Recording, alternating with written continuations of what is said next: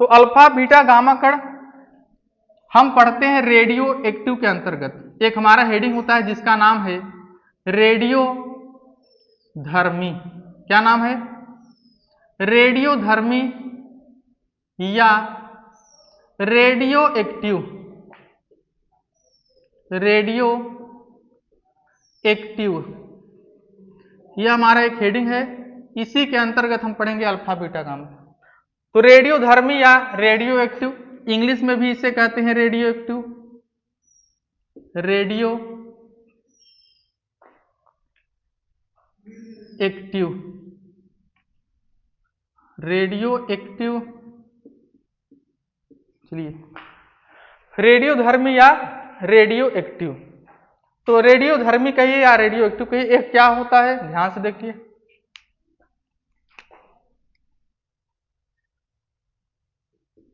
अब देखिए यह क्या होता है रेडियो धर्मी। तो सबसे पहले आपको याद रखना है कि रेडियो धर्मी का मतलब क्या होता है। जब तत्व की खोज, जब पुराने समय में जब वैज्ञानिक तत्व की खोज कर रहे थे, अर्थात जब 118 तत्व खोजा गया था, तो उस समय 118 तत्व तुरंत नहीं खोजा गया था। पहले 100 तत्व, 99, 98 अर्थात 99 तत्व, 100, 101, 102 अर्थात तत्वों की जब उस समय खोज हो रही थी, उस समय एक वैज्ञानिक थे जिनका नाम था, देखिए उनका नाम क्या था, उनका नाम था हेनरी। उनका नाम क्या था? Henry Becquerel. उनका नाम क्या था? Henry Becquerel.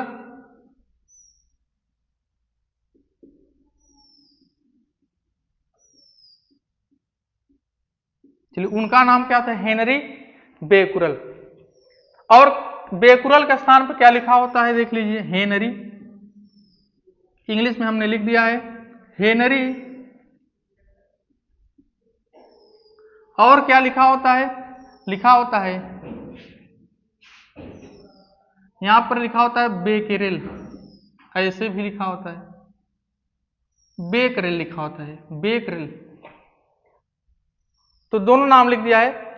इसे इंग्लिश में जो लिखा गया इसे कुछ लोग पढ़ते हैं हेनरी बेकुरल या हेनरी बेकरेल। तो आपको यही याद रखना है, जो शुरू में हमने लिखा है आप यही याद रखिए। तो हेनरी बेकुरल ने क्या किया था? हेनरी बेकुरल ने रेडियो धर्मी या रेडियो एक्टिव का, रेडियो का मतलब बाजा नहीं, बाजा मत समझो यार। रेडियो का मतलब कुछ लोग समझ रहे हैं कि जो बाजा बजता है वो बाजा गाना सुनने वाला रेडियो की बात नहीं हो रहा है। हम रसायन विज्ञान में समझ रहे हैं कि रेडियो धर्मी क्या होता है। तो रेडियो धर्मी या रेडियो एक्टिव का खोज किसने किया था जब आपसे पूछा जाए, तब आप बताएंगे हेनरी बेकुरल। क्या बताएंगे? हेनरी बेकुरल ने रेडियो धर्मी या रेडियो एक्टिव का खोज किया था। अब रेडियो धर्मी या रेडियो एक्टिव का मतलब क्या होता है? इसका परिभाषा होता है कि पृथ्वी पर कुछ ऐसे तत्व पाए जाते हैं, पृथ्वी पर कुछ ऐसे तत्व पाए जाते हैं जो स्वतः विखंडित होते रहते हैं। क्या होते रहते हैं? विखंडित का मतलब टूटना।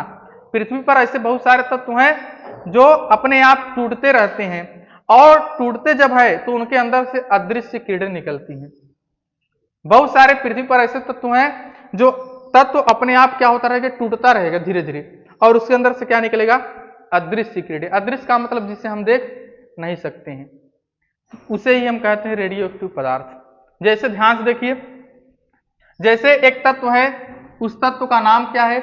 उस तत्व का नाम है रेडियम। एक तत्व है उसका नाम क्या है? रेडियम। एक तत्व है जिसका नाम है बिस्मथ। ध्यान से देखते रहिए, उसका नाम क्या है? बिस्मथ। एक तत्व है अगला नंबर यूरेनियम। आप लोगों ने सुना होगा यूरेनियम। यूरेनियम से भी बनता है क्या? जो परमाणु बम होता है, ये सब उसमें यूरेनियम का भी प्रयोग किया जाता है बम बनाने के लिए। बम बनाने में किसका प्रयोग किया जाता है? यूरेनियम। तो जो तत्व यूरेनियम है, बिस्मथ है, रेडियम है, ये ऐसे तत्व है ना जिसे हम कहते हैं रेडियो एक्टिव पदार्थ या रेडियो एक्टिव तत्व। यूरेनियम, बिस्मथ, रेडियम ये ऐसे तत्व हैं, यह रखने पर स्वतः धीरे धीरे अपने आप खत्म होते जाएंगे। जैसे यूरेनियम हो गया, धीरे धीरे क्या होता जाएगा? खत्म हो जाएगा। क्यों? क्योंकि यूरेनियम अपने आप धीरे धीरे विखंडित होता जाएगा, मतलब टूटता जाएगा। और यूरेनियम जब धीरे धीरे टूटेगा तो इसके अंदर से अदृश्य किरणें निकलेंगे। क्या निकलेंगे? अपने आप धीरे धीरे क्या निकलता रहता है? अदृश्य किरणें। और जिन तत्वों से अदृश्य किरण निकलता है उसी को हम क्या कहते हैं? रेडियोधर्मी या रेडियो एक्टिव पदार्थ। तो चलिए हम यहाँ पर शुरू से लिख रहे हैं, पहले देख लीजिए। तो सबसे पहले आपको क्या समझना है? चलिए सबसे पहले आपको यही याद रखना है कि रेडियोधर्मी का मतलब क्या होता है। चलिए पृथ्वी पर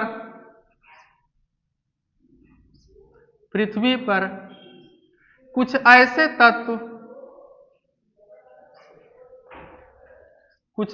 तत्व पाए जाते हैं, पृथ्वी पर कुछ ऐसे तत्व पाए जाते हैं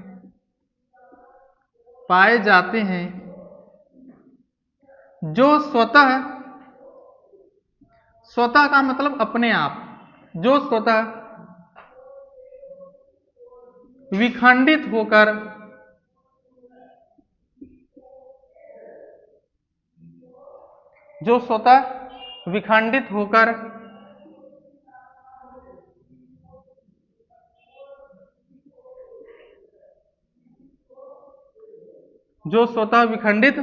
होकर अदृश्य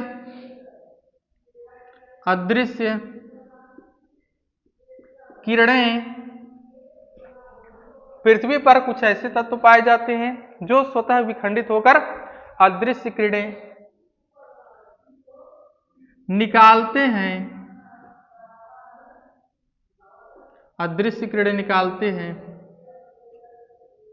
उन्हें रेडियोधर्मी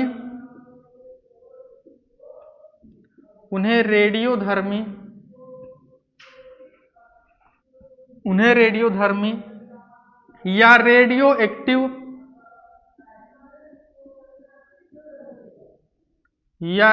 एक्टिव पदार्थ कहते हैं, या रेडियो एक्टिव पदार्थ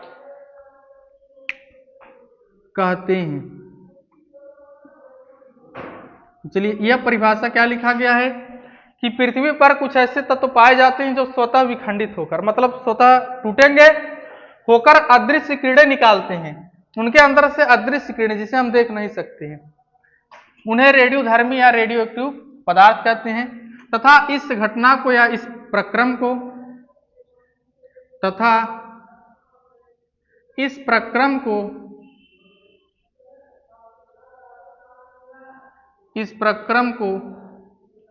रेडियो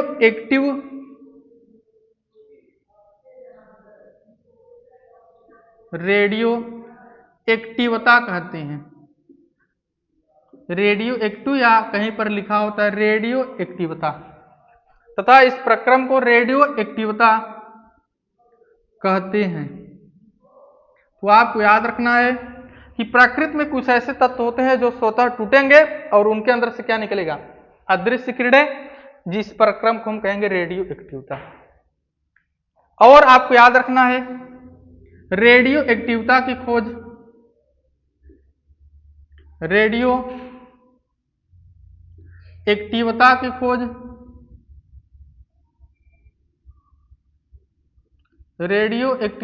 खोज हेनरी बेकुरल ने किया था।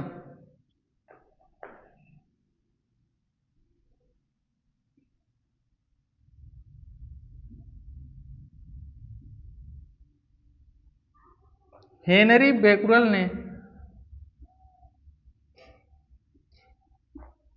ने किया था।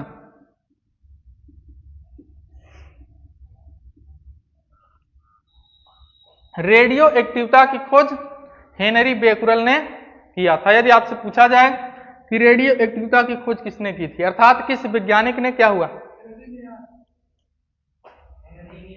हेनरी, अच्छा यहां पर हेनरी बेकुरल।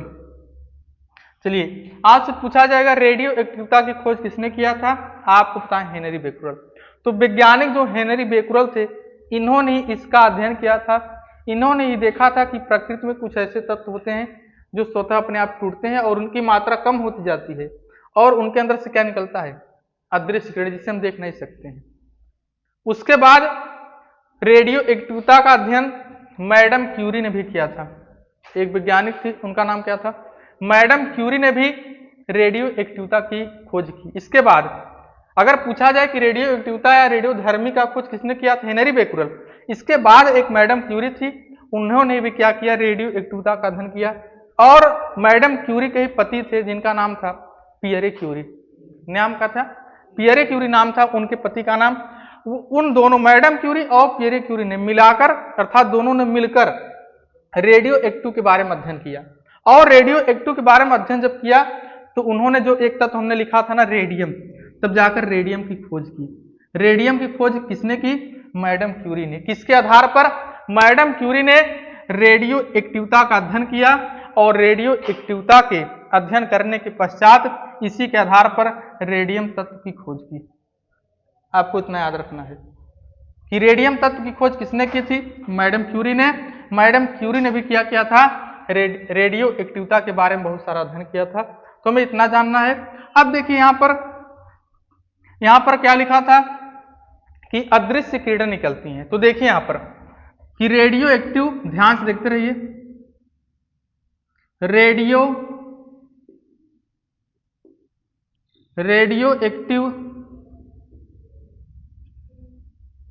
रेडियो एक्टिव पदार्थ से, पदार्थ का मतलब तत्व, रेडियो एक्टिव पदार्थ से 3 प्रकार के अदृश्य किरणें निकलती हैं। 3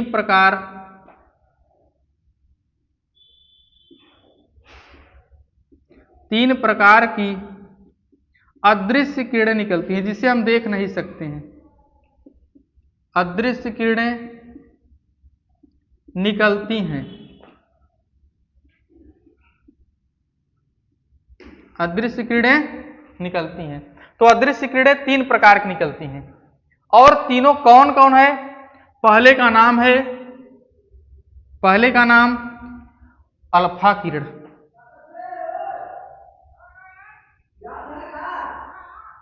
अल्फा किरण,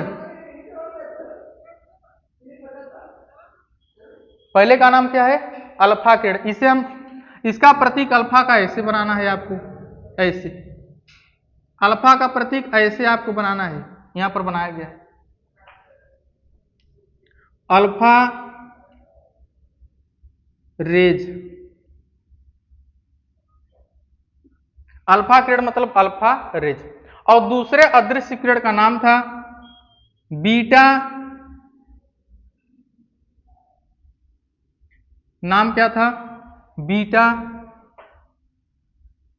किरण। दूसरे का नाम था बीटा किरण।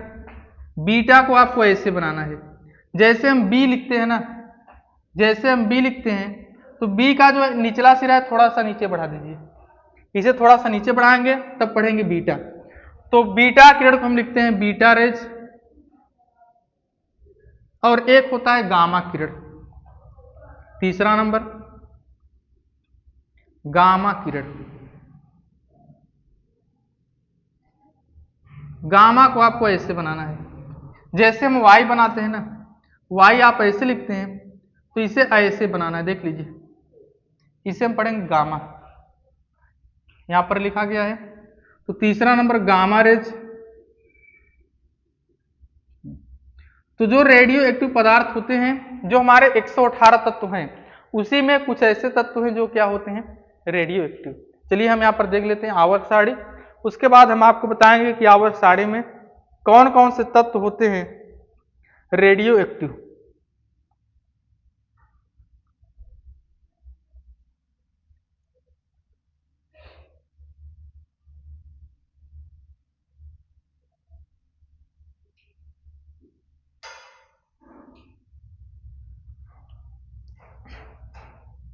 अब जैसे आपने देखा होगा मरकरी, मरकरी क्या मतलब, पारा।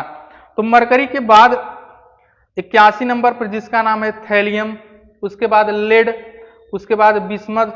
तो 80 के ऊपर जितने तत्व हैं, कितने, परमाणु क्रमांक 80, देख लीजिए परमाणु क्रमांक जो 80 है मरकरी, तो इसके ऊपर जितने तत्व हैं 81 से लेकर 118, इसके ऊपर कौन कौन से तत्व हैं, जैसे नाम है थेलियम, 82 नंबर है लेड, 83 नंबर बिस्मथ, 84 नंबर पोलोनियम। तो 80 के ऊपर जितने भी तत्व हैं सब का सब क्या होते हैं, रेडियो एक्टिव। उन तत्व, वह तत्व धीरे धीरे क्या हो जाएंगे, अपने आप धीरे धीरे उनकी मात्रा क्या होती जाएगी, कम होती जाएगी, यदि उन तत्वों को रख दिया गया। जैसे अगर लेड का प्रतीक होता है Pb, या बिस्मथ का प्रतीक होता है Bi, यदि इस तत्व को रख दिया जाए इसकी मात्रा धीरे धीरे कम होती जाएगी। क्यों? क्योंकि बिस्मथ के अंदर से 3 प्रकार की किरणें निकलेंगी जिसे हम देख नहीं पाएंगे। कौन कौन सी किरणें? Alpha beta gamma. और जब अल्फा बीटा गामा किरण निकलेंगी तो बिस्मथ की मात्रा धीरे धीरे कम होता चला जाएगा और धीरे धीरे क्या हो जाएगा, पूरा खत्म होता जाएगा। तो ये सब तत्व कौन से हैं, 80 के ऊपर जो है, इसके बारे में हम और आगे पढ़ेंगे, कैसे जानेंगे कौन सा रेडियो एक्टिव होता है कौन सा नहीं। तो आज हम जहां पर देख रहे हैं यहां पर देखेंगे क्या लिखा गया है कि रेडियो एक्टिव पदार्थ से 3 प्रकार की अदृश्य किरण निकलती हैं, अल्फा किरण, बीटा किरण, गामा किरण। कौन कौन सा किरण निकलता है? Alpha beta gamma. अब देखिए अल्फा के बारे में थोड़ा हम नॉलेज लेंगे, अर्थात पढ़ेंगे, थोड़ा बीटा के बारे में और थोड़ा गामा के बारे में। चलिए पहला नंबर हम देखते हैं अल्फा किरण।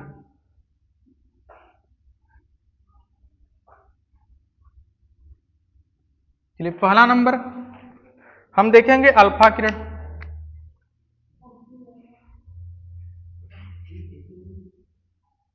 अल्फा किरण, अल्फा रेज। चलिए अल्फा किरण मतलब अल्फा रेज। पहला नंबर आपको याद रखना है, जो अल्फा किरण होता है यह धनावेशित होता है, आपको याद रखना है। अल्फा रेज या इसी को कहते हैं अल्फा पार्टिकल। अल्फा किरण अल्फा कणों से मिलकर बना होता है, जैसे कैथोड किरण इलेक्ट्रॉन से।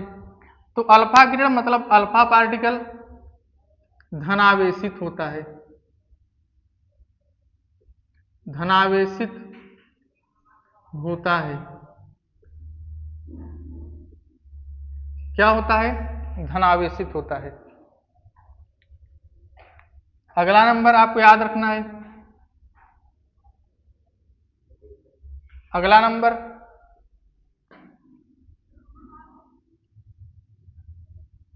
अल्फा किरण या अल्फा पार्टिकल, अल्फा पार्टिकल को He+2 से लिखा जाता है, से लिखा जाता है। आप याद रखना है अल्फा पार्टिकल को किससे लिखते हैं, इसका प्रतीक होता है He+2। क्या होता है? He+2। अगला नंबर, तीसरा नंबर, अगला नंबर आपको याद रखना है तीसरा नंबर अल्फा किरण। यहां पर पार्टिकल लिखा है हमने, यहां पर किरण, तो अल्फा किरण भी होता है और अल्फा किरण को अल्फा पार्टिकल भी कहते हैं, अल्फा पार्टिकल भी कहते हैं। पार्टिकल का मतलब अल्फा किरण कहिए या अल्फा कण, पार्टिकल का मतलब कण, तो किरण भी कहा जाता है और क्या कहा जाता है, कण, दोनों कहा जाता है। तो अल्फा किरण प्रकाश के वेग का, चलिए यहां पर ऐसे लिखेंगे, अल्फा किरण अर्थात अल्फा रेज का वेग प्रकाश के वेग का, प्रकाश के वेग का 1/10, क्या लिखेंगे, 1/10 गुना होता है, गुना होता है। आप याद रखना है, यदि पूछा जाए जो अल्फा किरण है इसका वेग क्या होता है, तो अल्फा किरण का जो वेग है वो जो सूर्य का प्रकाश होता है, तो प्रकाश के वेग का क्या होता है, 1/10 गुना। क्या होता है?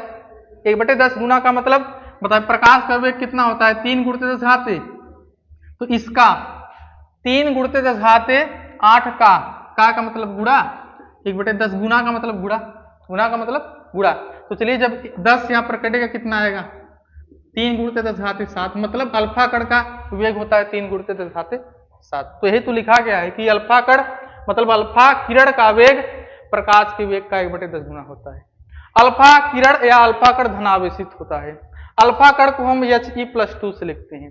और आपकी किताब में ऐसा भी लिखा होगा He+2, इसे ऐसे भी लिख सकते हैं He+2 है ही, ये तो आवेश है ना। बताइए हीलियम का परमाणु क्रमांक 2, परमाणु भार ऐसा भी लिखा है तब भी सही है। 2 4, 2 4 का मतलब क्या, परमाणु क्रमांक परमाणु भार लिखा है।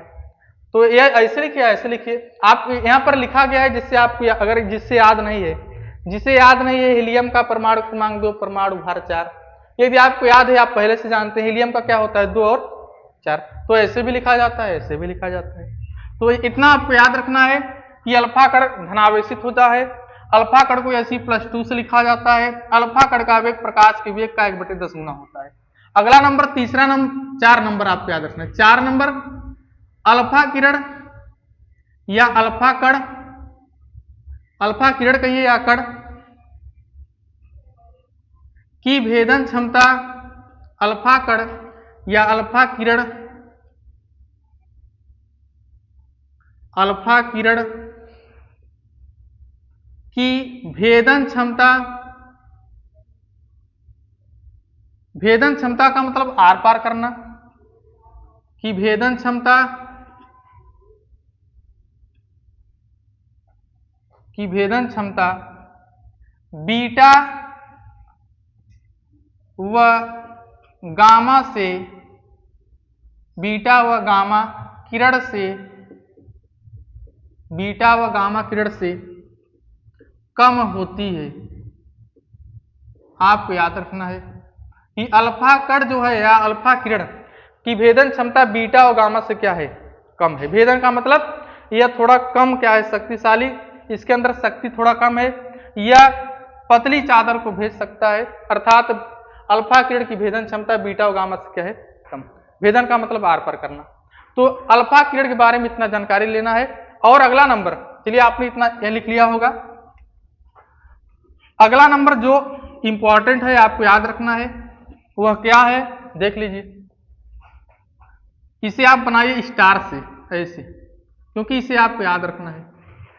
इसे याद क्या रखना है कि जब रेडियोधर्मी, जब रेडियोधर्मी तत्व से एक अल्फा कण निकलता है, एक अल्फा कण निकलता है, एक अल्फा कण निकलता है, तो उस तत्व के, तो उस तत्व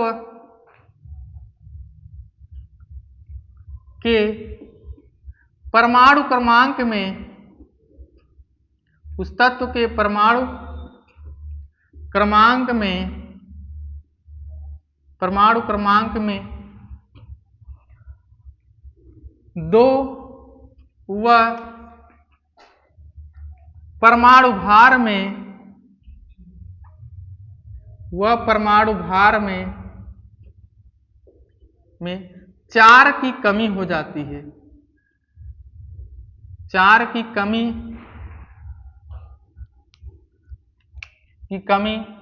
हो जाती है। यह आपको याद रखना होगा। क्या, जब रेडियोधर्मी पदार्थ से अगर एक अल्फा कण निकलेगा, तो अल्फा कण जब निकलेगा तो उसके परमाणु क्रमांक में 2 की कमी हो जाएगी और परमाणु भार में 4 की। ऐसा प्रश्न आपके एग्जाम में पूछा जाता है, आपको याद रखना है। जैसे हमने मान लिया कि कोई तत्व यक्स है, यक्स का मतलब अभी हम नाम बाद में लिखेंगे। मान लीजिए कोई तत्व, इसका उदाहरण देखिए, मतलब कैसे हम समझेंगे। जैसे हमने मान लिया कोई रेडियोधर्मी पदार्थ है यक्स, क्या है, यक्स, और इसका परमाणु क्रमांक कुछ होगा, इसका कुछ परमाणु भार होगा। तो इसका परमाणु क्रमांक हमने मान लिया Z है, इसका परमाणु भार A है।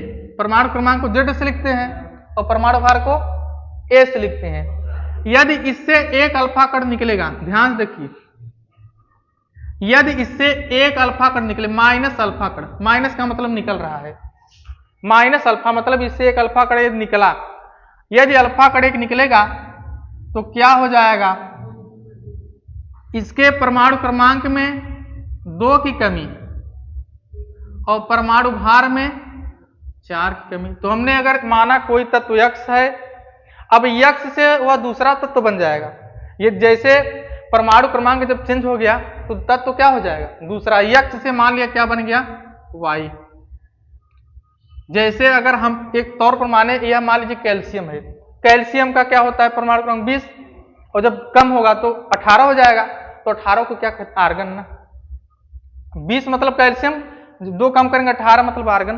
तो जब रेडियो एक्टिव में, अर्थात इसमें अल्फा कण जब निकलता है, रेडियो एक्टिविटी हम पढ़ रहे हैं, जब इसमें अल्फा कण निकलेगा तो परमाणु क्रमांक चेंज हो जाएगा, परमाणु भार चेंज हो जाएगा, तो तत्व भी चेंज हो जाएगा। क्योंकि परमाणु क्रमांक में याद रखिए, यही मेन है कि जब रेडियोधर्मी तत्व से एक अल्फा कण निकलता है तो परमाणु क्रमांक में 2, आपको याद रखना है, और परमाणु भार में 4 की कमी हो जाती है। इतना आपको याद रखना होगा कि परमाणु क्रमांक में 2 की कमी होगी और परमाणु भार में 4 की कमी होगी। चलिए इसका देखते हैं उदाहरण। कुछ तत्व पहले हम देख लेते हैं आवर्त सारणी में, तब इसका हम उदाहरण लिखेंगे। हम ले रहे हैं यूरेनियम, यह हमारा आवर्त सारणी है।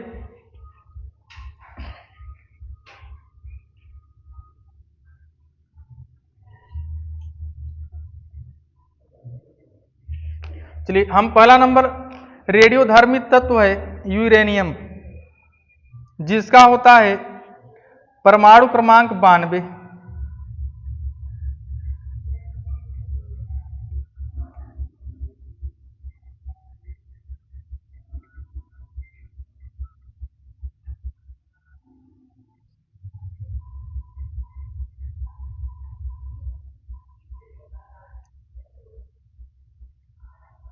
चलिए यूरेनियम,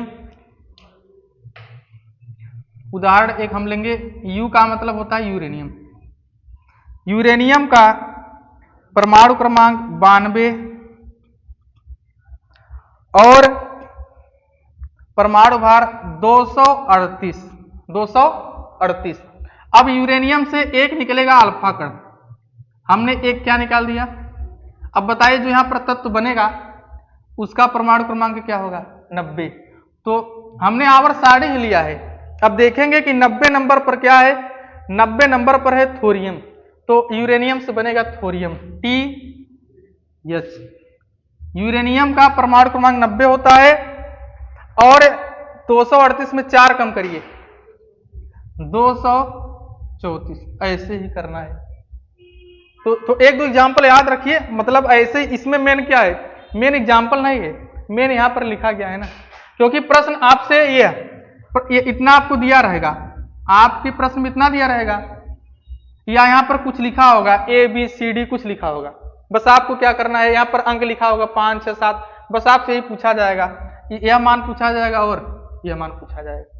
तत्व जल्दी नहीं पूछा जाता है। बाकी याद रखिए यूरेनियम एक तत्व है, यूरेनियम का परमाणु क्रमांक 92 और इसका परमाणु भार 238। जब एक अल्फा कण निकला तो क्या हुआ, लिखिए 2 कम हो गया और परमाणु भार 4। अगर 2 अल्फा कण निकलेगा, जब 2 अल्फा कण निकलेगा तो 2 निकलेगा तो परमाणु क्रमांक 4 और यह कितना कम होगा, 8। जब 3 निकलेगा तो 3 दूनी 6 करिए और 3 चौ 12, वह 6 कम होगा और परमाणु भार 12 कम होगा। तो ऐसे ही कम होता है। और देखिए अब अल्फा कण में इतना ही पढ़ना है। अगला नंबर हम पढ़ेंगे जिसका नाम है बीटा किरण। बीटा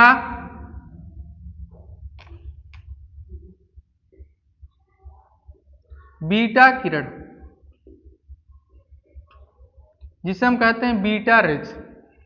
तो बीटा रेज भी हम पढ़ेंगे। पहले से जान लीजिए, जब बीटा किरण निकलता है, बीटा किरण जब निकलता है तो परमाणु क्रमांक 1 बढ़ जाता है। क्या होता है, परमाणु क्रमांक 1 बढ़ जाता है और परमाणु भार में कोई चेंज नहीं होता है। तो चलिए अगली क्लास में हम देखेंगे कि बीटा किरण क्या होता है, गामा किरण कैसे पढ़ेंगे। याद रखिए बीटा किरण जब निकलता है तो परमाणु क्रमांक 1 बढ़ जाता है और परमाणु भार में कोई चेंज नहीं होता है।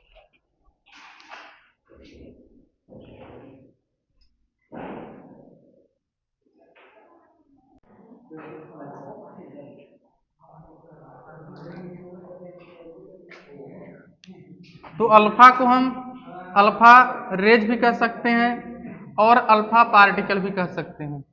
अल्फा को अल्फा किरण भी कह सकते हैं, अल्फा कण भी कह सकते हैं। उसी प्रकार बीटा को हम बीटा रेज या बीटा पार्टिकल, हिंदी में नाम बीटा किरण या बीटा कण भी कह सकते हैं, लेकिन गामा रे कहेंगे अर्थात रेज, लेकिन गामा पार्टिकल नहीं कहा जाता है। अर्थात आपको याद रखना है अल्फा किरण भी होता है, अल्फा कण भी होता है, बीटा किरण भी होता है, बीटा कण होता है। गामा सिर्फ किरण है, गामा के साथ में कण नहीं लिखना है, गामा के साथ में कण नहीं लिखना है, आपको याद रखना है। गामा सिर्फ क्या होता है, किरण होता है। तो चलिए देखिए बीटा किरण, तो जिस प्रकार अल्फा किरण में आपको पहला नंबर लिखा गया था कि अल्फा किरण की प्रकृति कैसा था, धनात्मक, धनावेशित। तो पहला नंबर हम लिखेंगे बीटा किरण में, पहला नंबर बीटा पार्टिकल,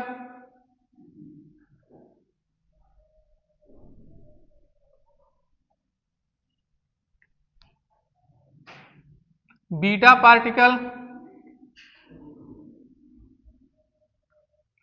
की प्रकृति, बीटा पार्टिकल की प्रकृति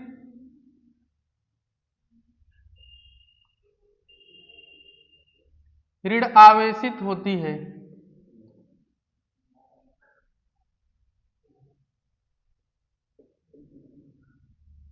ऋण आवेशित होती है।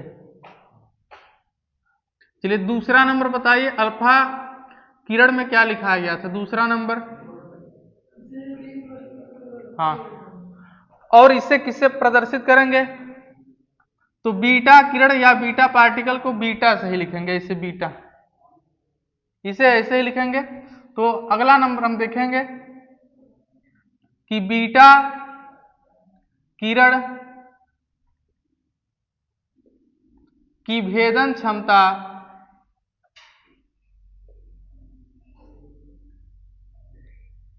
बीटा किरण की भेदन क्षमता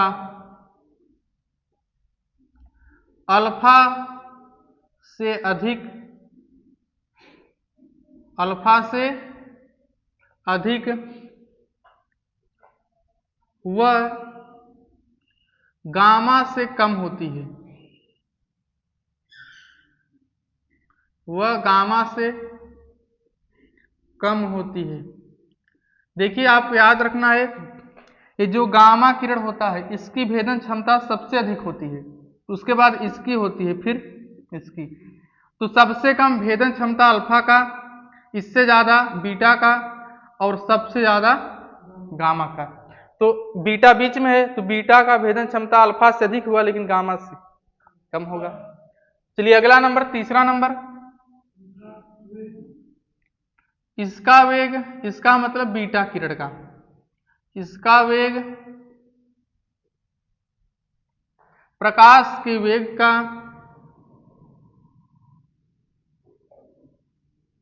इसका वेग प्रकाश के वेग का 9/10 गुना होता है, 9/10 गुना होता है। और अल्फा किरण में क्या लिखा गया है, अल्फा में 1/10, अल्फा किरण का जो वेग होगा प्रकाश के वेग का 1/10 और बीटा किरण का जो वेग होगा प्रकाश के वेग का 9/10 गुना होगा। और उसके बाद अल्फा किरण में लिखाया गया था कि अल्फा किरण जब किसी तत्व से निकलता है, किसी पदार्थ से निकलता है, तो उसके परमाणु क्रमांक में 2 की कमी और परमाणु भार में 4 की कमी। इसमें क्या है देख लीजिए, आपको रेडियो एक्टिवता में यही याद रखना है कि किसी तत्व का परमाणु क्रमांक और परमाणु भार में क्या अंतर होता है। आपको इतना याद रखना है। चलिए, बीटा किरण निकलने से क्या होता है। जब किसी तत्व से जब किसी तत्व से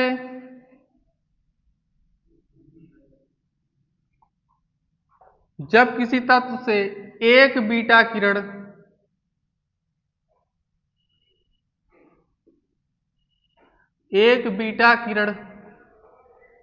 निकलता है, एक बीटा किरण निकलता है, तो उसके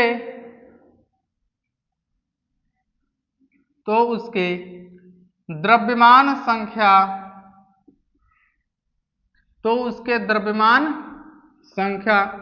द्रव्यमान संख्या को ही कहते हैं परमाणु भार। परमाणु भार का दूसरा नाम क्या है? द्रव्यमान संख्या। जब किसी तत्व से एक बीटा किरण निकलता है तो उसके द्रव्यमान संख्या में कोई परिवर्तन नहीं होता है,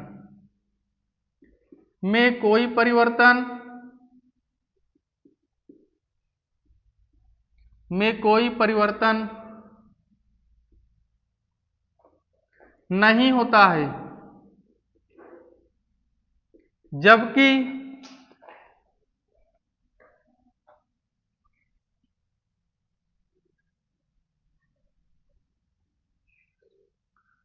चलिए, उसके बाद आपको याद रखना है, जबकि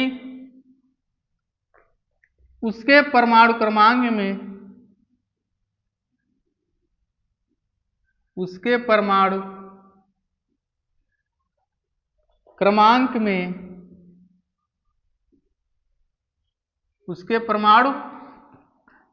में एक की वृद्धि हो जाती है, एक की वृद्धि हो जाती है। इतना आपको याद रखना होगा। इसके पहले हमने आपको बताया था, मैं बार बार यही बता रहा हूं, जब अल्फा किरण अर्थात अल्फा कण निकलता है तो अल्फा कण निकलने से परमाणु क्रमांक में 2 की कमी, परमाणु भार में 4 की कमी, अल्फा कण के लिए। लेकिन बीटा कण में जब किसी तत्व से एक बीटा किरण अर्थात एक बीटा कण निकलता है तो उसके द्रव्यमान संख्या में कोई परिवर्तन नहीं। द्रव्यमान संख्या का मतलब परमाणु भार में कोई परिवर्तन नहीं होता है, जबकि उसके परमाणु क्रमांक में 1 की वृद्धि हो जाती है। जैसे अगर हम मानेंगे कोई तत्व, उदाहरण के लिए अगर हमने माना कोई तत्व यक्स है, इसका परमाणु क्रमांक Z, परमाणु भार A, परमाणु क्रमांक को हम Z से प्रदर्शित करते हैं और परमाणु भार को हम A से प्रदर्शित करते हैं। यदि इस तत्व से एक बीटा कण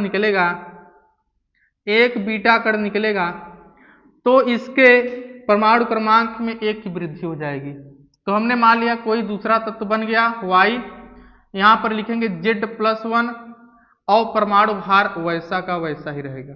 बस यही 2 नियम याद रखना है, अल्फा कण के लिए और बीटा कण दोनों के लिए यही नियम याद रखना है। समझ में आया? चलिए, अगला नंबर इतना आप लिखिए। देखेंगे गामा किरण। तो अल्फा बीटा गामा में यही छोटे छोटे नॉलेज आपको समझना है, अर्थात जो छोटा छोटा परिवर्तन हो रहा है और इसकी प्रकृति कैसी है, यही सब आपको याद रखना है। चलिए, गामा किरण। तीसरा नंबर गामा रेज।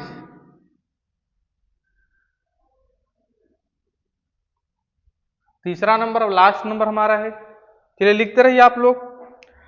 तो अल्फा जो कण होता है वो धनात्मक प्रकृति का होता है, बीटा जो पार्टिकल होता है वह ऋणात्मक प्रकृति का होता है, और जो गामा होता है वह उदासीन होता है, न प्लस न माइनस। तो पहला नंबर हम लिखेंगे, पहला नंबर गामा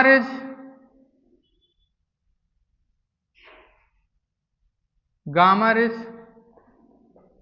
पर कोई आवेश नहीं होता है, पर कोई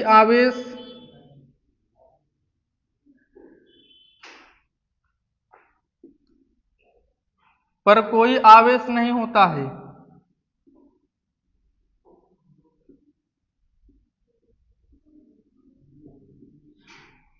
पर कोई आवेश नहीं होता है, अर्थात यह उदासीन होता है। अर्थात यह उदासीन होता है। उदासीन होता है। गामा रेज की भेदन क्षमता, दूसरा नंबर,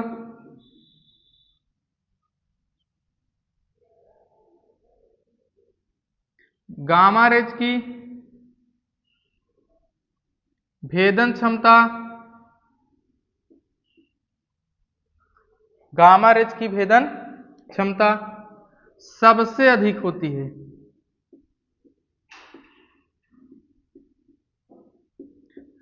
सबसे अधिक होती है। इसका वेग प्रकाश के वेग के इसका वेग प्रकाश के वेग के लगभग बराबर होता है। लगभग बराबर होता है। इसका वेग प्रकाश के वेग के लगभग बराबर होता है। उसके बाद हमने बीटा कण में 3 देखा गुण, गामा कण में 3 गुण। अंतिम नंबर गुण देखिए, जिसे हम स्टार से समझते हैं। जब किसी तत्व से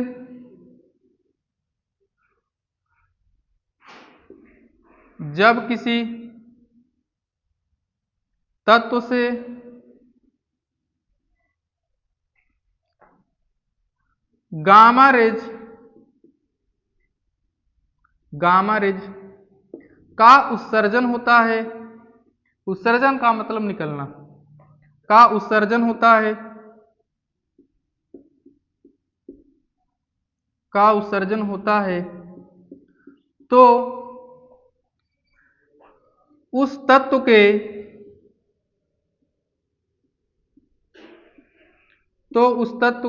द्रव्यमान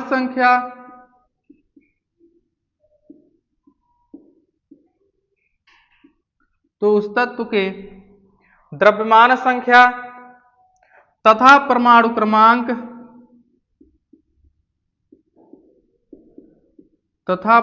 क्रमांक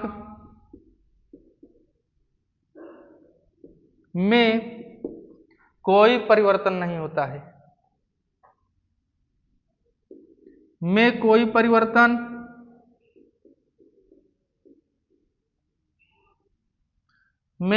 परिवर्तन नहीं होता है। तो रेडियो एक्टिवता में हमने क्या क्या समझा? पहला नंबर कि रेडियो धर्मिता या रेडियो एक्टिवता की खोज हेनरी बेकुरल ने किया था। उसके पश्चात मैडम क्यूरी ने क्या किया था कि रेडियो एक्टिवता का अध्ययन किया और उन्होंने ही रेडियम तत्व की क्या की? खोज की। रेडियम तत्व क्या है हमारा? रेडियो एक्टिव होता है। रेडियम का प्रतीक Ra होता है। तो रेडियम हमारा तत्व क्या होता है? रेडियम तत्व की खोज मैडम क्यूरी ने की थी और उन्होंने भी क्या किया?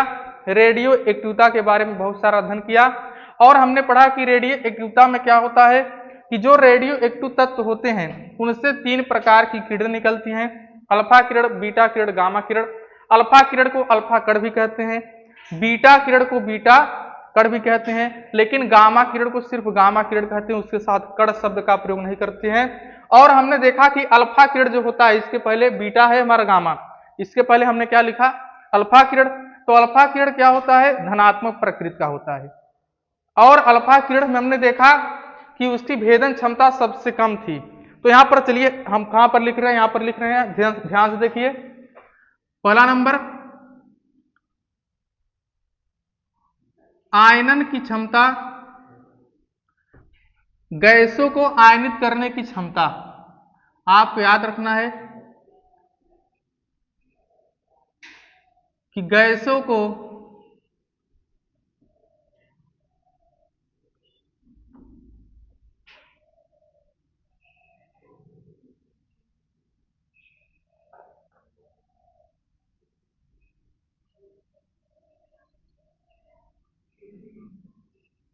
आयनित करने की क्षमता,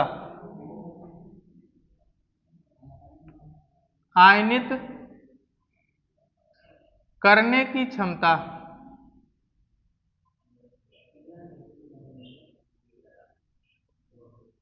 गैसों को आयनित करने की क्षमता सबसे ज्यादा होती है अल्फा रेज में, अल्फा रेज में सबसे ज्यादा, उसके बाद बीटा रेज में, उसके बाद गामा रेज में। आपको याद रखना है कि गैसों को आयनित सबसे ज्यादा अगर कोई करेगा किरण तो अल्फा, तब बीटा, तब गामा। इसका उल्टा भेदन क्षमता, इसका उल्टा भेदन क्षमता, इसका उल्टा होगा। सबसे ज्यादा क्या होगा, गामा रेज का, गामा रेज का भेदन क्षमता सबसे ज्यादा, फिर बीटा रेज का और फिर अल्फा रेज का। इतना आपको याद रखना है कि जो अल्फा किरण होता है यह गैसों को सबसे ज्यादा आयनित करता है, इससे कम बीटा रेज के अंदर गुण होता है गैसों को आयनित करने का, और इससे कम गामा रेज के अंदर, और इसका उल्टा भेदन क्षमता गामा का सबसे ज्यादा होता है, बीटा का इससे कम होता है, और अल्फा का सबसे कम भेदन क्षमता। तो दोनों एक दूसरे का उल्टा है, आयनित करने की क्षमता और भेदन क्षमता दोनों एक दूसरे का क्या है, उल्टा है। आपको याद रखना है। तो अल्फा बीटा गामा किरण में हमने यही पूरा पढ़ा। अभी अल्फा बीटा गामा में और सही जानकारी हमें लेना है, लेकिन हम इस चैप्टर में बस इतना ही देखेंगे। अब इसके बाद हम देखेंगे कि न्यूट्रॉन की खोज।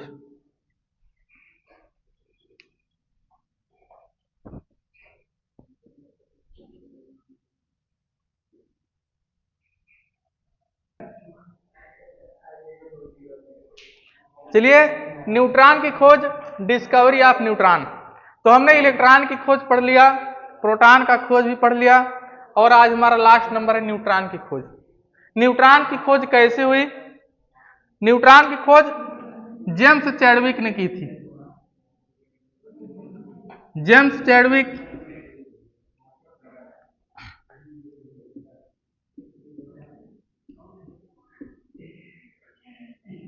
न्यूट्रॉन की खोज जेम्स चैडविक ने की थी,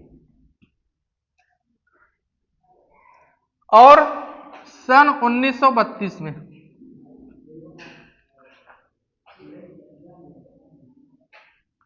तो न्यूट्रॉन की खोज जेम्स चैडविक ने सन 1932 में देखिए कैसे की थी। तो सन 1932 में जेम्स चैडविक ने हल्के तत्व जैसे लिथियम, बेरिलियम, लिथियम का परमाणु क्रमांक, बेरिलियम का परमाणु क्रमांक 4। तो सन 1932 में जेम्स चैडविक ने हल्के तत्व जैसे लिथियम, बेरिलियम पर अल्फा कणों का बौछार करा के न्यूट्रॉन की खोज की। सावन क्या हुआ? अब जैसे अल्फा कण हमने आपको पढ़ाया भी कि अल्फा कण क्या होता है। अल्फा कण को हम लिखते हैं He+2, या अल्फा कण को लिखेंगे He24, और He पर +2 होता है, सभी को पता ही है, ठीक है ना। तो देखिए जेम्स चैडविक ने क्या किया था, न्यूट्रॉन की खोज कैसे की, लिथियम बेरिलियम जैसे। तो आपको एक समीकरण और एक अपक्रिया याद करना है। यह समीकरण है कि बेरिलियम तत्व है, बेरिलियम क्या है, बेरिलियम तत्व है, इसका परमाणु क्रमांक 4, परमाणु भार 9 होता है। जब इस पे अल्फा कण का बौछार कराया गया, अल्फा कण सबको पता है होता है He+2 होता है, ये सबको पता है। बाकी इसका अगर हीलियम का देखें हम, परमाणु क्रमांक 2, परमाणु भार 4, परमाणु क्रमांक 2 4 तो रहेगा ही। जैसे देखिए +2 का मतलब क्या हुआ, He+2 का मतलब, +2 का मतलब ये हीलियम का परमाणु क्रमांक 2 होता है, परमाणु भार 4। हीलियम में इलेक्ट्रॉन कितने हैं? 2। प्रोटॉन कितने हैं?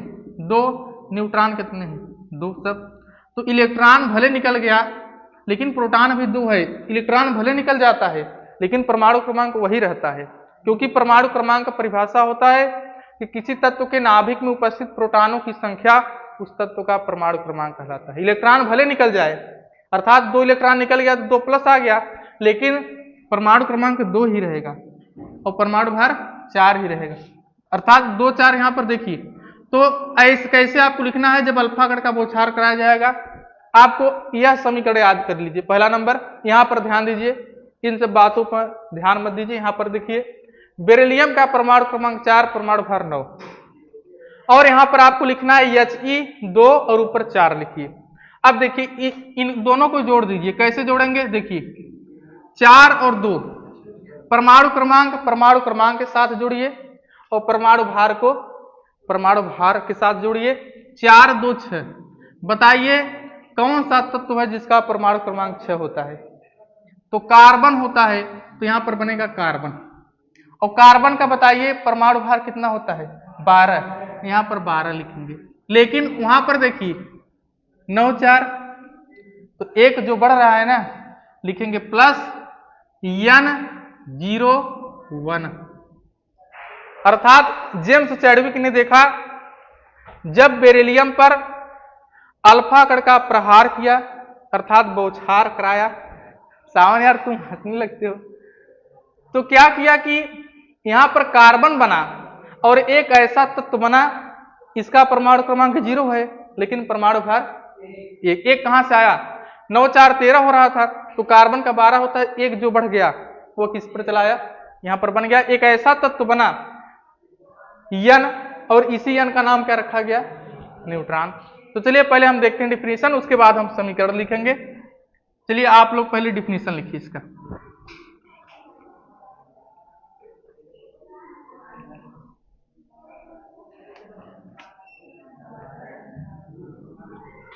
चलिए लिखिए।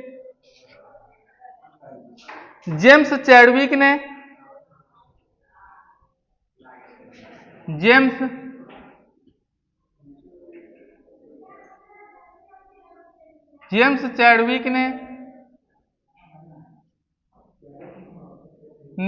सन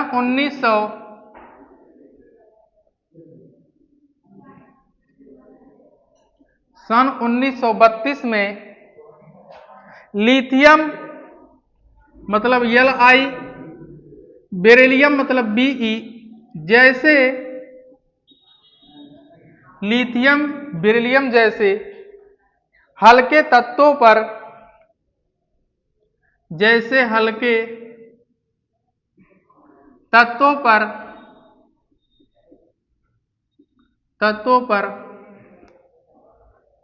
अल्फा कणों के प्रहार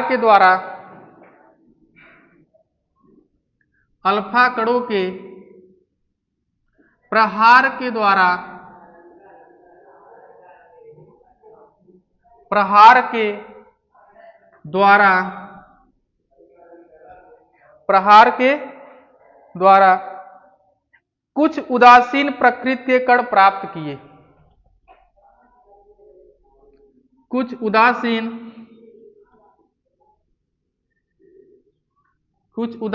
प्रकृति के कण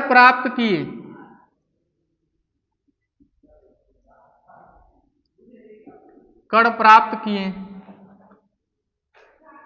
जिन्हें न्यूट्रॉन कहा गया। जिन्हें न्यूट्रॉन कहा गया।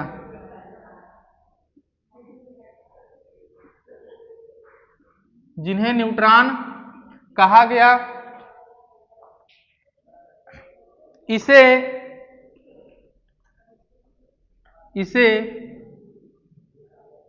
n नीचे 0 लिखना है और ऊपर 1, इसे 0 n1 से दर्शाया जाता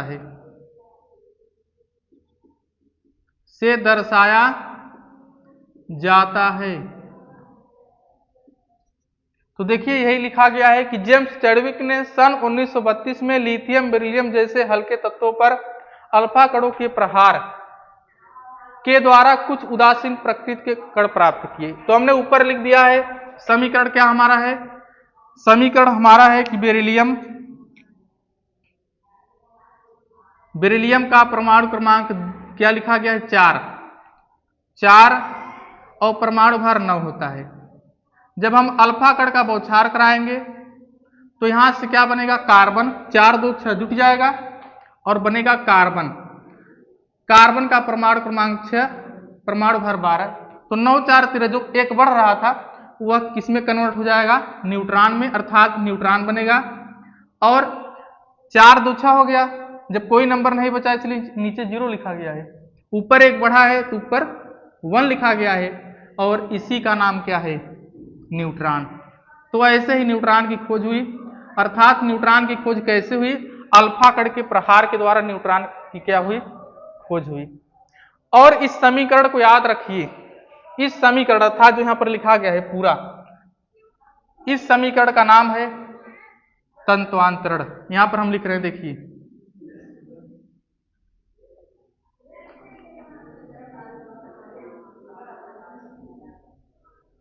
इसका नाम रखा गया है तत्वांतरण अभिक्रिया।